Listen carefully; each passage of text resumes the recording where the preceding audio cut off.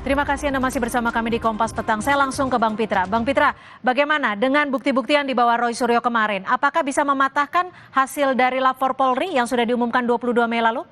Menurut Anda? Oke, yang pertama Mbak, saya ingin jelaskan bahwasannya bukti-bukti yang dibawa oleh Mas Roy Suryo kemarin dalam gelar perkara khusus tidak ada hal yang baru yang menjadi novum sehingga mematahkan hasil gelar perkara biasa yang telah dilakukan oleh penyidik Barreskrim Mabes Polri beberapa bulan yang lalu. Nah, kita lihat bahwasanya yang dibawa oleh Mas Roy Suryo ke Barreskrim Mabes Polri itu sesuai dengan konferensi pers yang disampaikan di hadapan Barreskrim itu adalah data ELA, Error Level Analysis. Ya. Kalau data ELA itu bukanlah data untuk menguji fisik suatu hal barang bukti ataupun alat bukti. Akan tetapi itu hanyalah pengujian data elektronik. Ini kan ijazah ini kan bukan dokumen elektronik, akan tetapi dia dokumen fisik yang harus diraba, dirasakan dan diterawang. Sama seperti kita ingin menguji air minum. Apakah air tersebut itu sedang panas atau dingin, harus dipegang fisiknya, bukan dipoto airnya. Seperti itu simpel sederhananya. Maka saya bilang bahwasannya bukti yang dibawa oleh Roy Suryo itu hanyalah bukti asumsi saja. Tidak bisa mematahkan hasil gelar perkara biasa yang telah dilakukan oleh Barreskrim Mabes Polri. Oke, kami tangkap. Karena berdasarkan asas hukum kita mengatakan actori incambit onus probandi. Siapa yang menuntut, dia yang harus membuktikan. Nah, pertanyaannya adalah. Iya, Bang Rismon, kalau disebut siapa yang menuntut, berarti ia yang harus membuktikan. Dan kemarin juga disebut bahwa UGM juga membuat ijazah saja sudah klaim itu asli. Ditambah lagi, Kompolnas juga menyatakan bahwa huruf yang sempat dijadikan problematik juga sudah kuat klaimnya. Bagaimana Anda bisa memiliki legal standing? Iya, merujuk dari perkataan dari Profesor Ova Emilia sebagai Rektor UGM itu kan dia tidak memastikan, dia hanya meyakini. Kita bukan bicara tentang keyakinan di sini, kita bicara fakta. Di gelar perkara khusus kan sudah saya ungkapkan bagaimana nilai mata kuliah dasar umum, 3 mata kuliah, statistik, fisika, matematika itu nilai D. Bagaimana bisa lulus? Bagaimana terdaftar sejak awal sebagai sarjana muda kok bisa mendapatkan ijazah sarjana penuh. Ini kan tidak pernah dijawab oleh UGM secara publik. Dan dibuka dong itu skripsi tahun 1985 yang katanya merupakan produk dari handpress atau letterpress hanya dengan meraba. Itu kan bukan produk forensik gitu.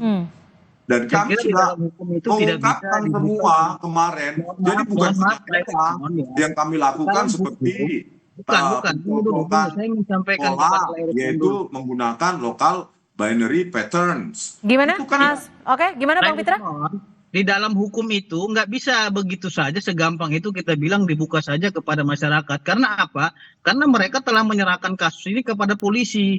Sehingga barang bukti tersebut diserahkan kepada polisi, bukan kepada publik gitu loh. Sehingga ini menjadi trial by the methods nantinya apabila memang proses hukum yang sedang berjalan kita mendahului langkah-langkah yang dilakukan oleh penyidik. Nah, saya kira itulah namanya proses hukum yang berkeadilan, harus kita hormati proses hukum yang sedang berjalan ini. Kalau Pak Jokowi yang membuka itu kepada publik padahal Pak Rismon dan kawan-kawan sedang menyerahkan proses ini kepada proses hukum, sama saja Pak Jokowi tidak menghormati hukum dan tidak menghargai penyidik yang sedang bekerja. Nah, persoalannya adalah pengaduan Dumas yang dilakukan oleh TPU kemarin sudah dihentikan penyelidikannya oleh penyidik Barreskrim Mabes Polri.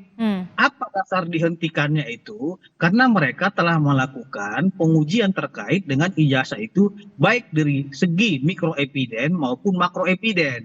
Nah, sehingga disimpulkanlah bahwasanya tidak ada kepalsuan dalam ijazah tersebut. Dan diperkuat oleh UGM-nya gitu. Lantas kita mau cari masalah apa lagi? Ini sama saja kita mengkriminalisasi Joko Widodo dalam kasus ini. Karena memaksakan suatu perbuatan pidana yang ia tidak lakukan gitu. Oke, Bang Rismon, kalau UGM saja sudah firm itu ijazah Jokowi asli, kemudian lapor Polri juga sudah menggunakan produk pembanding yang lengkap disebutnya seperti itu. Lalu apalagi yang masih Anda pertanyakan? UGM tidak ada confirm bahwa itu asli, Mbak. dia kan meyakini, coba diulang lagi, diputar lagi, ya statement dari Profesor Ova Emilia, dia hanya meyakini. Dalam ilmiah kita butuh kepastian, memastikan berdasarkan prosedur akademik yang dilalui oleh Joko Widodo. Kami memastikan, bukan kami meyakini, ini bukan keyakinan. Dan terkait tadi saya diputus soalnya ya, jadi yang kami sajikan itu justru argumentasi ilmiah. Bukan hanya inilah ada pencocokan citra, ya pencocokan gambar, foto, ijazah yang ada di ijazah yang diupload oleh Dian Sandi Utama, belum lagi font identification berbasis AI bahwa itu fontnya tersebut adalah font Times New Roman yang ada sejak tahun 1992 versi digitalnya. Sementara bantahan yang kami dapatkan cuma dengan indera perasa, meraba lembar pengesahan skripsi tersebut, terus disimpulkan secara prematur adalah produk dari handpress atau letterpress. Dan itu tidak direkonstruksi. Baik, kalau gitu saat ini tinggal kita menunggu pernyataan dari Barreskrim terkait dengan kemarin yang sudah dilakukan gelar perkara khusus. Terima kasih. Sebelum ditutup, Mbak, saya mendapatkan informasi. Singkat saja, Bang Pitra. Ini informasinya Polda Metro Jaya akan mengadakan gelar perkara terkait dengan laporan Pak Jokowi. Nanti dalam beberapa minggu ini akan kita lihat hasil gelar perkaranya apakah naik sidik atau dihentikan. Baik. Ini informasi hari ini ya? Terima kasih. Nah, info juga Okay. hari ini ternyata di Pengadilan Negeri Surakarta itu tidak berwenang. Beberapa hari ini jasa Pak Jokowi ditunjukkan ini kalau Pengadilan Negeri Surakarta itu. Baik, terima kasih. Kita nantikan nanti bersama-sama Bang Rismon, Bang Pitra. Terima kasih atas perspektifnya sore hari ini. Selamat sore. Sore.